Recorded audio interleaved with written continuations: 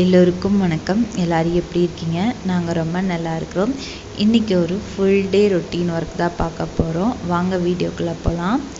காலையில் வழக்கம் போல் 6:30க்கே எந்திரிச்சிட்டேன். எந்திரிச்சதும் தம்பிக்கு பால் வாங்கிட்டு வச்சாச்சு. அதுக்கப்புறம் கொஞ்சம் நேரம் உட்காந்துட்டு தான் இருந்தேன். அதுக்கப்புறம் சரி பையனும் எந்திரிக்கிற மாதிரி தெரியல, அதனால் பாலையும் காய்ச்சிட்டு குக் பண்ணுறதுக்கு ஸ்டார்ட் பண்ணிட்டேன். என்ன பண்ணலான்னு பாருங்கள், நேற்று தான் பருப்பு போட்டோம். இன்றைக்கி பொரியலும் ரசமும் பண்ணிடுவோம் அப்படின்னு சொல்லிட்டு அதுதான் பண்ணிக்கிட்டு இருந்தேன். கத்திரிக்காய் உருளைக்கிழங்கு போட்டு ஒரு கிரேவி ஆட்டை செஞ்சுருந்தேன். இதில் ஃபுல் அண்ட் ஃபுல் மிளகாத்தூள் தான் போட்டு பண்ணியிருந்தேன். டேஸ்ட் சூப்பராக இருக்கும்.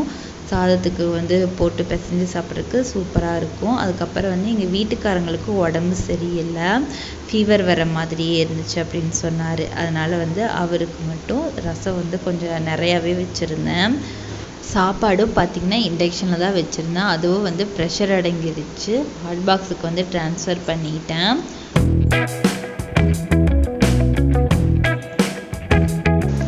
குக்கிங் ஒர்க் எல்லாமே முடிச்சிட்டேன். அதுக்கப்புறம் பார்த்திங்கன்னா பையன் எந்திரிக்கவே இல்லை. எங்கள் வீட்டுக்காரர் எழுப்பி பார்த்தாரு, எந்திரிக்கவே இல்லை. பக்கத்துலேயே சாப்பாடெல்லாம் எடுத்து வச்சு 2 பேருமே சாப்பிட்ருந்தோம். எப்பயுமே எங்கள் வீட்டுக்காரங்க ஒரு 8:30 மணிக்கு கிளம்பிடுவார். உடம்பு சரியில்லை அப்படிங்கிறனால ஒரு 1 ஹவர் டிலேவாக தான் கிளம்புனார். சாப்பிட்டு கொஞ்சம் நேரம் இருந்துட்டு அதுக்கப்புறம் தான் கிளம்புனார். அன்னைக்கு சாப்பிட்றதுக்கு கத்திரிக்காய் உருளைக்கிழங்கு பொரியல், தயிர், ரசம் வச்சுருந்தேன். தயிர் எனக்கு மட்டும் வச்சுருந்தேன்.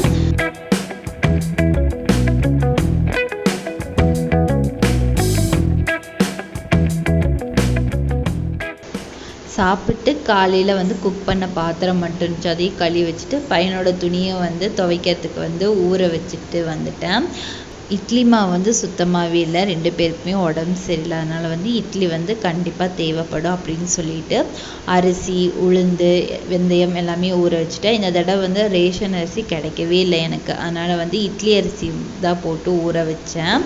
காலையில் 10 மணிக்கு ஊற வச்சேன். மதியம் சாப்பிட்டதுக்கப்புறம் தான் ஆட்டுறதுக்கு ஸ்டார்ட் பண்ணேன். ஃபர்ஸ்ட்டு உளுந்து தான் போட்டு விட்டுருந்தேன். அப்போ தான் உளுந்து மாவு அதிகமாக கிடைக்கும்னு சொல்லுவாங்க. அதனால் ஃபர்ஸ்ட்டு உளுந்து தான் போட்டேன். எங்கள் வீட்டுக்காரங்க மதியம் லீவ் போட்டாங்க. ரொம்பவே முடியலை அப்படின்னு சொல்லிட்டு ஆஃப் டே லீவ் போட்டாங்க. ஒரு 5 மணிக்கு கிளைமேட் அப்படியே சேஞ்ச் ஆயிடுச்சு. மழை வர மாதிரி. அந்த குளிர்காற்று அடிக்கிறதுக்கு ஏதாவது சூடாக சாப்பிட நல்லா இருக்குமே அப்படின்னு சொல்லிட்டு ராகி பக்கோடா தான் ட்ரை பண்ணியிருந்தோம். ஃபர்ஸ்ட் தடவை ட்ரை பண்ணியிருந்தோம். ஃபர்ஸ்ட் ஒரு தடவை எடுக்கும்போது மிதுன்னு உள்ள மாவாக இருந்துச்சு. செகண்ட் தடவை எடுக்கும்போது நல்லா கிறிஸ்பியாக இருந்துச்சு. ஆற விட்டு சாப்பிட்றதுக்கு ரொம்பவே கிறிஸ்பியாக இருந்துச்சு. கூடவே பிளாக் காஃபி வச்சு குடிச்சிட்டோம். கொஞ்சம் வெளியே போக வேண்டிய வேலை இருந்ததுனால 3 பேருமே கிளம்பிட்டோம். ஒரு ஈவினிங் டைம் போல் தான் கிளம்புனோம்.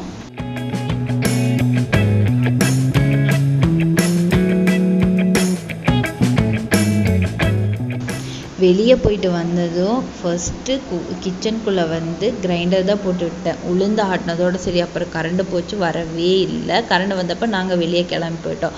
அதனால் அரிசி ஆட்ட போட்டிருந்தேன். இட்லிக்கு அரைச்சதுக்கப்புறம் சந்தகத்துக்கு அரைக்கிறதுக்கு கிரைண்டரில் போட்டிருந்தேன்.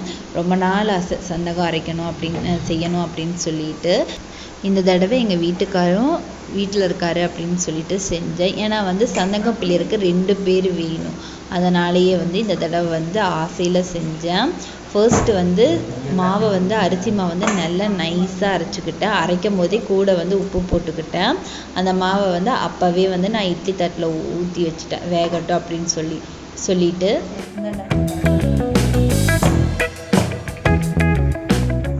ஈவினிங் வெளியே போயிட்டு வந்ததுக்கப்புறம் நிற்காமல் கிச்சன்லேயே இருக்கிற மாதிரி இருந்துச்சு. அதனால் ஒரு காஃபி குடித்தா நல்லா இருக்குமே அப்படின்னு சொல்லிட்டு காஃபி வச்சுட்டு கொஞ்சம் நேரம் டிவி பார்த்துக்கிட்டு இருந்தேன். பையன் பார்த்திங்கன்னா தூங்கிட்டு இருந்தான். ஒரு 1/2 hour தூங்குவான். அதுக்குள்ளே நம்ம எல்லா வேலையுமே முடிச்சுப்போம் அப்படின்னு சொல்லிட்டு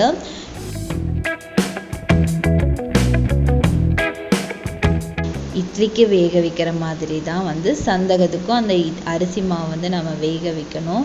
அரிசி மாவு நல்லா வெந்துருச்சு. அது எப்படி பார்க்குறோம் அப்படின்னா, ஒரு கத்தியில் நீங்கள் குத்தி பார்த்தீங்கனாலே தெரியும். ஒட்டாமல் வந்துருச்சு அப்படின்னா வெந்துருச்சு அப்படின்னு சொல்லிட்டு அடுப்பை ஆஃப் பண்ணிவிட்டு அதை ஒரு பாத்திரத்துக்கு ட்ரான்ஸ்ஃபர் பண்ணிக்கிறேன். எனக்கு ஹாட் பாக்ஸில் கொஞ்சம் சாப்பாடு இருந்ததுனால ஒரு பாத்திரத்துக்கு ட்ரான்ஸ்ஃபர் பண்ணிக்கிறேன்.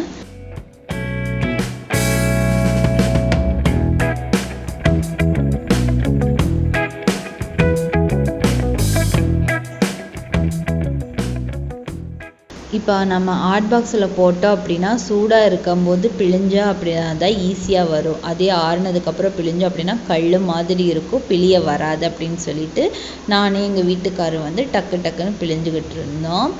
2 தட்டு அளவுக்கு வந்துச்சு. நான் ஒரு படி போட்டேன், 2 தட்டு அளவுக்கு வந்துட்டு ஒரு 1/2 ஹவரில் வந்து பிழிஞ்சிட்டோம். பையன் பார்த்தீங்கன்னா என்னமோ புதுசாக பண்ணுறாங்களே அப்படின்னு சொல்லிட்டு கொஞ்சம் நேரம் வந்து நின்று பார்த்துட்டு இருந்தான். அப்புறம் வழக்கம் போல் வந்து சந்தகம் பிழியறதுலேருந்து எடுத்து சாப்பிட்டு இருந்தான்.